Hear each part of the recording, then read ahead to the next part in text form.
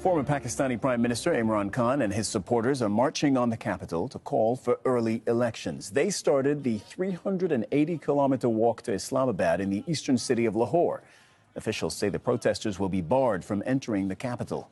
Khan stepped down after losing a no-confidence vote in April. He's been charged with corruption, but says the allegations are part of his opponent's efforts to keep him out of politics.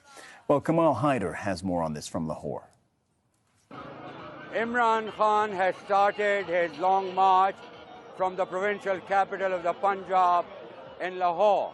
This is Liberty Square, where thousands of people have gathered. They were listening to the former Prime Minister Imran Khan.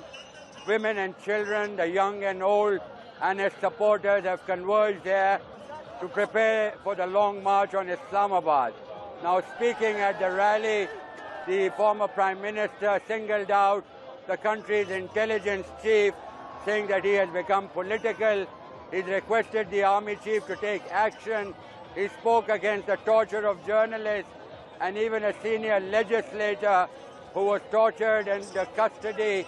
It is important to note that Pakistan is going through turbulent political times. The government in Islamabad is limited to only the capital because Imran Khan enjoys support in the Punjab, in the Khyber Pakhtunkhwa province, in Pakistani-administered Kashmir and Gilgit-Baltistan.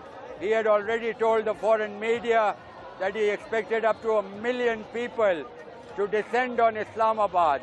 But he's also assured everyone that this is going to be a peaceful march, that they will not go into the red zone in Islamabad, and said that this is their struggle for freedom. God has blessed Khan with everything and anybody could dream of.